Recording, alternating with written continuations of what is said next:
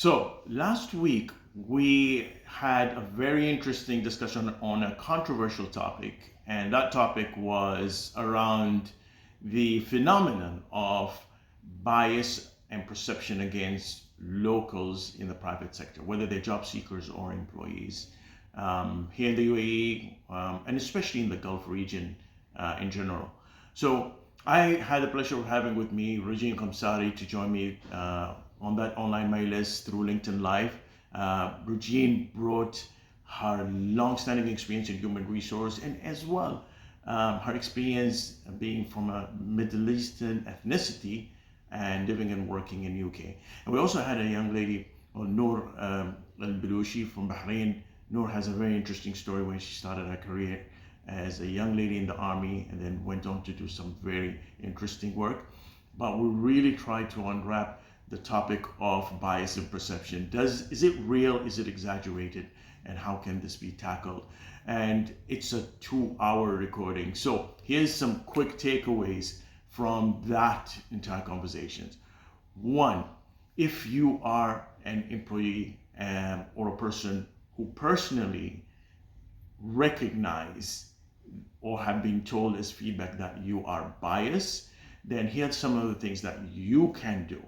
Number one, recognize that the most important tool that you might have as a human being and as a leader is the tool of self-awareness.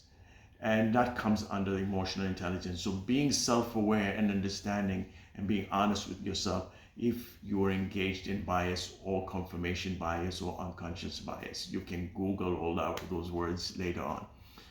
Number two, reaching out and connecting and engaging other people you feel biased towards with this curiosity, sincere curiosity to understand the other person. Number three, stepping out of your comfort zone. And number four, learning how can you become better if you're on the receiving end of bias. So number one, some of the things that you can do. Number one, understand if this is really intentional bias or are you reading too much into it. Sometimes employees go through things and they think it's bias and actually it isn't. So understand if it is really bias, if it's unintentional or it's just part of office politics. The number two that you can do is really be able to have assertive but not aggressive conversation, being able to come upfront with your feelings, but in a professional way.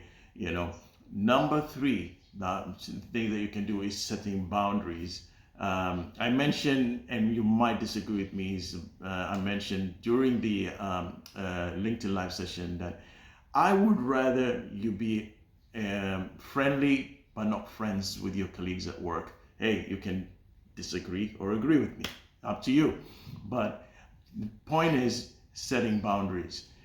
Now, what can organizations do when it comes to also dealing with bias, because it really harms organizations themselves? So first thing organizations can do is to put sets and measures to track and reporting mechanisms where bias can really be looked at seriously, and the proper employees and the management can interfere and intervene. Number two, spreading awareness through different initiatives. Number three, bridging the gap. And I love what Regine mentioned during the LinkedIn Live, and that is organizations focusing on building internal communities that create engagement, build an understanding, and also bridges the gap so that the organization becomes more effective and efficiently, which so happens to be one of the things that we do in Myjlis. So hey, reach out to me if you'd like to understand more about how we help locals and how do we help organizations build and engage community, whether to deal with bias or to simply share their message